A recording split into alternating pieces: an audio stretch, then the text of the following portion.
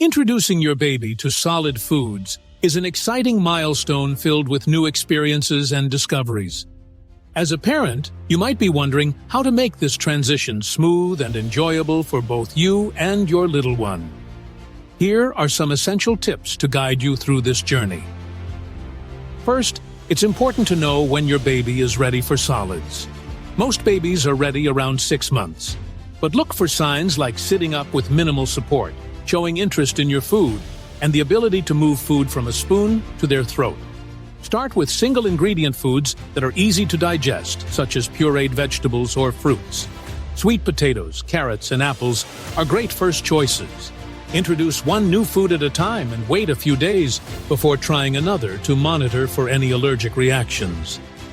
Make sure the texture is appropriate for your baby's age. Begin with smooth purees and gradually move to thicker textures as your baby becomes more comfortable with eating. Create a positive mealtime environment. Sit your baby in a high chair and eat together as a family.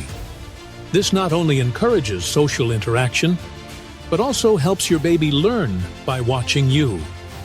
Be patient and let your baby explore. It's normal for them to play with their food and make a mess.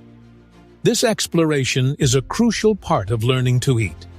Remember, breast milk or formula will still be your baby's primary source of nutrition until they are about 1 year old.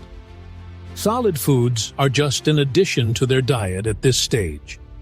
If you have concerns or questions, don't hesitate to reach out to your pediatrician for personalized advice. Every baby is unique, so find what works best for your family and enjoy this exciting new chapter in your baby's life.